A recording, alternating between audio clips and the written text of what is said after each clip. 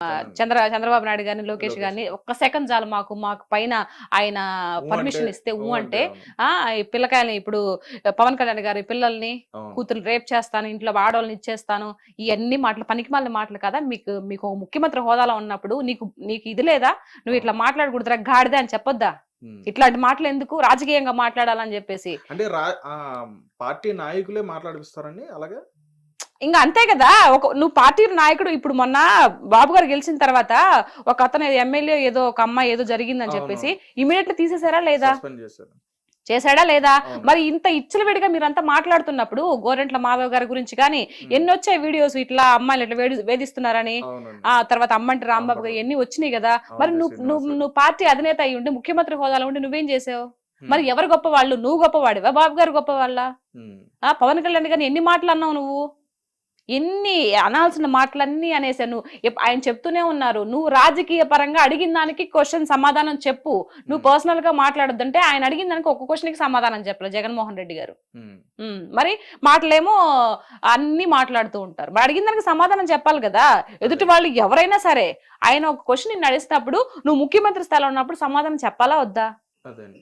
అయితే ఇక్కడ వాళ్ళు మాట్లాడే ఏ మాటలైనా చూసుకుంటే, వాళ్ళు ఏదైతే విమర్శలు చేయడం గాని, లేదంటే వాళ్ళు ప్రెస్ మీట్‌లో మాట్లాడడం గాని, ఏది చూసినా గాని, యువతల వైపు నాయకుల్ని ఏదో నిజంగా వాళ్ళ నుంచి నిజంగా నష్టపోయిన వ్యక్తులు ఎవరైతే ఎలా అయితే మాట్లాడతారో, వాళ్ళు కుటుంబాన్ని గాని, లేతే వాళ్ళని గాని, వాళ్ళ జీవితాన్ని గాని, లేతే వాళ్ళ లైఫ్‌ని గాని నష్టపోయిన వ్యక్తులు ఎలా మాట్లాడతారో, ఆ విధంగా మాట్లాడే విధంగా వాళ్ళు వాయిస్ అనేది ఇవ్వడం జరిగింది. ఉమ్, ఈ పర్సన్ చూసుకుంటే పోసాని కృష్ణమురళి గారు గాని, ఉమ్. ఆయన మరీ అంటే ఆయన నిజంగా ఏదో కోల్పోయినట్టుగానే మాట్లాడినట్టుగా ఆయన మాట్లాడతాడు. మరి ఎందుకని అలా మాట్లాడతారు? అంటే ఏం ఏం జరిగింది? లేదు, డబ్బుల గురించి అండి. డబ్బు కోసమే ఇదంతా. ఆ! ఇదిగో నేను ఈ విధంగా పెద్ద దుమ్ము ఎదవ మొన్న చూశానండి నేను. హ్మ్. ఒరే పవన్ కళ్యాణ్, నువ్వు ఒక వెదవి, నువ్వు ఒక సన్నాసివి, అవసరమా ఇప్పుడు పవన్ కళ్యాణ్ గారు ఏం చేశారా? అంటే తల్లిని గూడా తీసుకొచ్చి అందులో తిట్టాల్సిన పొలసాని గారికి ఏం హ్మ్. చేశారు పవన్ కళ్యాణ్ గారు? ఒక హీరోగా ఉంటేనే కదా నువ్వు చాలా మూవీస్ చేసావు. ఎవరైనా కూడా హీరోలు ఉంటేనే కదా కింద సపోర్టింగ్ అవును. ఆర్టిస్ట్ వస్తారు, మాబోటి వాళ్ళు. హ్మ్. మరి ఎందుకు అంత దుర్భాషలాడడం అవసరం ఏముంది? అంటే వాళ్ళు ఇచ్చే నోట్ల కోసం ఇష్టం వచ్చినట్టు మాట్లాడేస్తావా? హ్మ్. ఎన్నేళ్ళు మహా అయితే ఎన్నేళ్ళు ఉంటారండి భూమి మీద? ఎవరైనా శిలేసుకొని ఇక్కడే ఉంటారా? హ్మ్. ఎవరో ఒకరు పోవాల్సిందే కదా. ఏం చేసుకుంటారు? ఇప్పుడు మీకు ఎవరైతే ఉన్నారో పోసాని గారు, ఆయన ఆయన తినడానికైతే ఇప్పుడు ఈ కడుపు కోసమే కదా, కోటి విధులు కూటు కొరకే అని. అవును. కడుపు కోసమే కదా అవును. ఎన్ని వేషాలు వేసినా కూడా. దానికి మరి ఇంత దిగజారిపోయి ఇంత ఇది ఒకరిని తిడితే వచ్చే డబ్బు ఎందుకండి? హ్మ్. నోటుకొచ్చినట్టు మాట్లాడి ఆయన ఎన్ని మాటలు మాట్లాడి పవన్ కళ్యాణ్ గారిని. హ్మ్. మరి అది తప్పు కదా. మరి మీరు మందలించాలి కదా, మాట్లాడకూడదు అని చెప్పేసి. ఇవంతా కావాలని చేసిందని మీకు అర్థం కావట్లేదా? డబ్బుల హ్మ్. గురించి తీసుకొని ఎవరు ఎందుకు మాట్లాడతారు? ఏ లాభం లేకుండా ఎందుకు మాట్లాడతారు? నేను మాట్లాడుతున్నా. నేను ఒక్క పైసా ఆశించకుండా కూటమి ప్రభుత్వం నుంచి నేను ఏ పార్టీ అని ఎప్పుడు చెప్పలేదు. ఇప్పటి వరకు నేను డిక్లరేషన్ ఇవ్వలేదు. హ్మ్. నేను మాట్లాడుతున్నానంటే నాకు ఏదైతే ఇంతకు ముందు ప్రభుత్వం ఆంధ్ర రాష్ట్రంలో 5 ఏళ్ళుగా చూశాను కాబట్టి అది ఒక బాధతో నేను మాట్లాడుతున్నా. ప్రజల్లో ఒకదానిలాగా మాట్లాడుతున్నా. నేను ఏ హ్మ్. పార్టీకి సపోర్ట్ గా మాట్లాడడంలా. ఓకే. అంటే చాలా మంది గూడా అనుకున్నారు ఈవిడకి ఆ ప్యాకేజ్ వస్తుంది. ప్యాకేజ్ ఈవిడకి ఎక్కడి నుంచి వస్తుందండి? హ్మ్. నాకు అసలు నిజంగా అట్లాంటిది ఒకటి ఉంది కూడా అని కూడా తెలియదు నాకు. మరి హ్మ్. ఎవరిస్తారు ప్యాకేజీ? ఆయన నేను ధైర్యంగా మాట్లాడడం లేదా? మీరు రాజకీయ పరంగా మాట్లాడండి. ప్రజలకు ఏదైనా అన్యాయం జరిగితే మాట్లాడండి. హ్మ్. ఎవరో ఏదో ఇస్తే ఆ డబ్బులు తీసుకొని ఇష్ట ప్రకారం ఈ బూతులు తిట్టేస్తాను అని అంటే అది కరెక్ట్ కాదు కదా. పైన భగవంతుడు కూడా దాన్ని క్షమించాడు. హ్మ్. ఉమ్. రైట్. అంటే ఆహ్, రాజకీయాల్లోకి వచ్చిన తర్వాత చాలా వరకు అందులో ఉండి అనుభవించిన తర్వాత రాజకీయం అంటే అసలు అక్కడ ఏం జరుగుతుంది ఏంటి నిజంగాన మన ప్రభుత్వం చేస్తుందో చేయట్లా అంటే ఏ ప్రభుత్వం అయినా సరే మన ఉమ్. ప్రభుత్వం మంచి చేస్తుందా లేదా అని చెప్పని ఇవన్నీ కూడా ఉమ్. ఆలోచించుకుని చాలా మంది కూడా ముందుకొచ్చి మాట్లాడడం జరుగుతుంది. ఉమ్. అయితే రీసెంట్ డేస్‌లో ఏంటంటే అంటే ఎలక్షన్స్ ముందు ఉమ్. రావడం జరిగింది. శ్యామల గారు గాని ఉమ్. ఈవిడ రావడం జరిగింది. ఉమ్. ఆవిడ ధోరణి అయితే మాత్రం ఏ విధంగా ఉందో అందరం కూడా చూసాం. అవును. అంటే అనుభవంతో ఉండి మాట్లాడారని చెప్పని అనుకోవచ్చా? లేకుండా మాట్లాడారని చెప్పని అనుకోవచ్చా? లేదండి, అనుభవం లేదు. హ్మ్. ఆహా! అనుభవం లేదు ఆవిడకి. ఆవిడకేదో పర్సనల్ ఇష్యూస్ ఏదో కొంచెం సేవ్ చేసినారో ఏమో మరి. ఇప్పుడు ఆ రోజు పిట్టకథతో ముందుకొచ్చింది ఏదో కథ చెప్పి. హ్మ్. ఆ! ఆ కథతో కొంచెం ఇదైపోయింది. ఆ ఇదైన తర్వాత అబ్బా! మా జగనన్న అనుకో ఉంటాడు, ఈ అమ్మాయి ఇలా ఇంత వైరల్ అయిపోయింది కదా, నా పార్టీకి ఏదన్నా పెట్టుకుంటే రేపు ఏమన్నా యూజ్ అవుతదేమో అని చెప్పేసి ఇప్పుడు అధికార పార్టీ ఏదో ఇచ్చారు కదా ఆవిడకేదో. అవును. ప్రతినిధి అవును. ప్రతినిధిగా ఇచ్చారు గదా. హ్మ్. సో, ఇచ్చారు గానీ సేమ్ ఈ ఈ దిక్కుమాల సంతంతా ఇంతేనండి. ఎంతసేపటికి స్కిప్పులు చూడడమే. హ్మ్. ఒక మనిషి మంచి పనులు చేస్తే స్క్రిప్ట్ చూడడం అవసరం లే. ఆల్రెడీ ఏదన్నా ఒక పేపర్ చూసినప్పుడు లేదంటే న్యూస్ లో విన్నప్పుడు ఆల్రెడీ ఉండిపోతాయి. ఇప్పుడు నేను ఏం స్క్రిప్ట్ చూసి మాట్లాడుతున్నానా? అంటే అందులో స్క్రిప్ట్ చూడకుండా మాట్లాడే వాళ్ళు ఎవరైనా ఉన్నారంటారు? అంటే మీరు అంటున్నారు కదా స్క్రిప్ట్ చూసి మాట్లాడతారండి. ఎవరు వైఎస్ఆర్సీపీలో ఎవరైనా స్క్రిప్ట్ చూడకుండా మాట్లాడే వాళ్ళు చూడకుండా మాట్లాడేవాళ్ళు ఎవరు లేరుగా, అందరూ చూసి మాట్లాడేవాళ్ళు కదా. అవునా? నాకు తెలిసి మేబీ మా రోజక్క అనుకుంటా.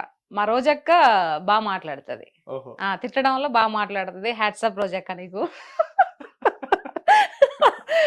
కొంచెం పర్లా, రోజక్కకి టాలెంట్ ఉంది, రాజకీయ పరంగా కోట్లాడే ఇది ఉంది. కానీ బట్ ఆవిడ ఆ యొక్క పదజాలం ఏదైతే ఉందో అబద్ధాన్ని కూడా నిజంగా చేసి చెప్పి ఇది చేస్తుంది కదా, ఆ టాలెంట్ ఉంది. కానీ బట్ అలాంటి రాజకీయంలో పనికిరావు.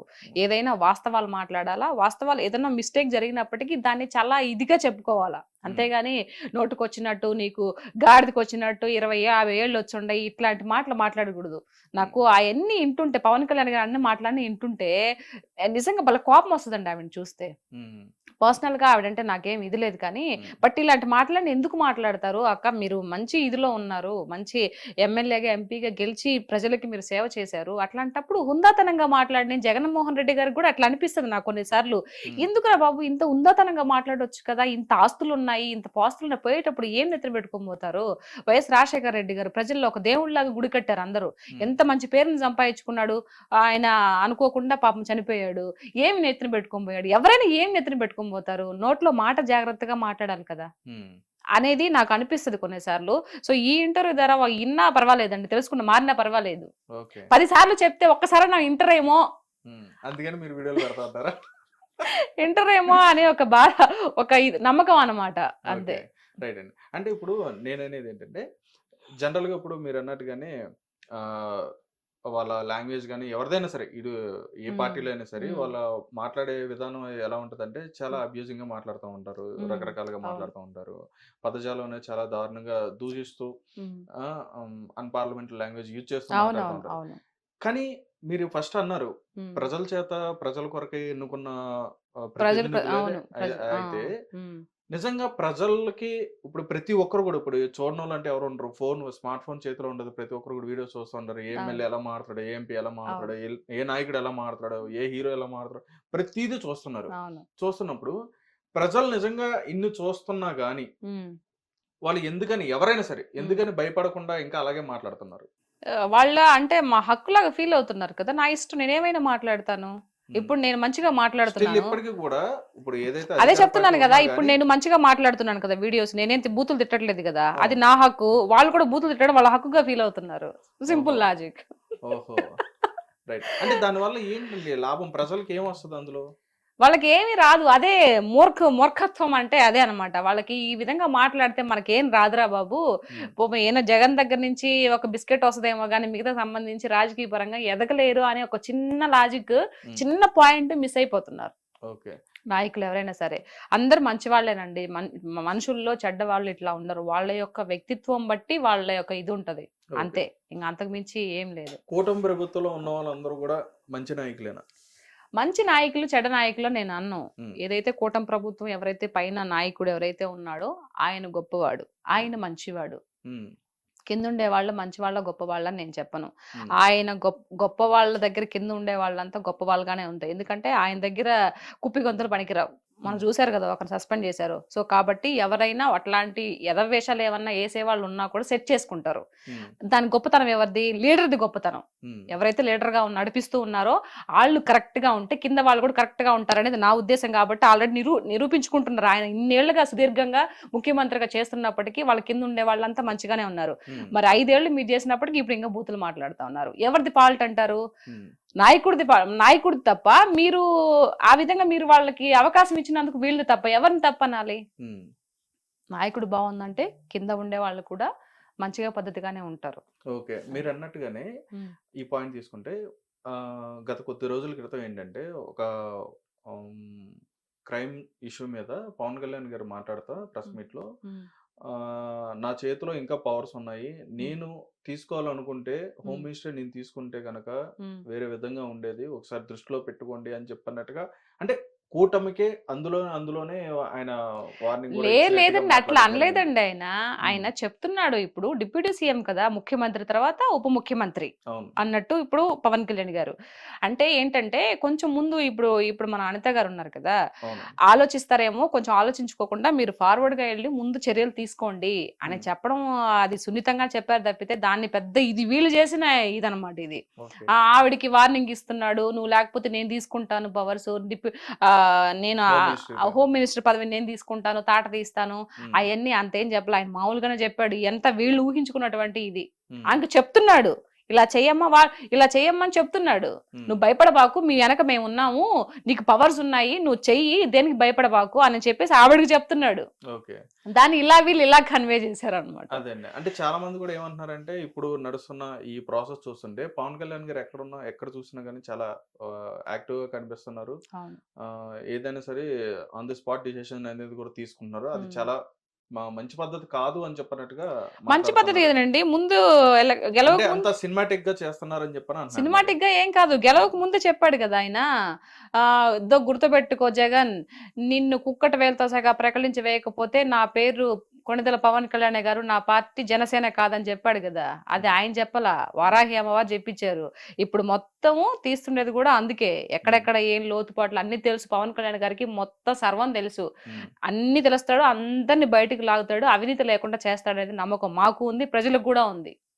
ప్రజలకి అందరికి ఉంది కాబట్టే ఇచ్చిన వరకు చాలని చెప్పేసి 21 సీట్లకి కట్టుబడ్డాడు. 21 సీట్కి ఒక్కటి కూడా మిస్ పోకుండా అన్ని కొట్టేశాడు.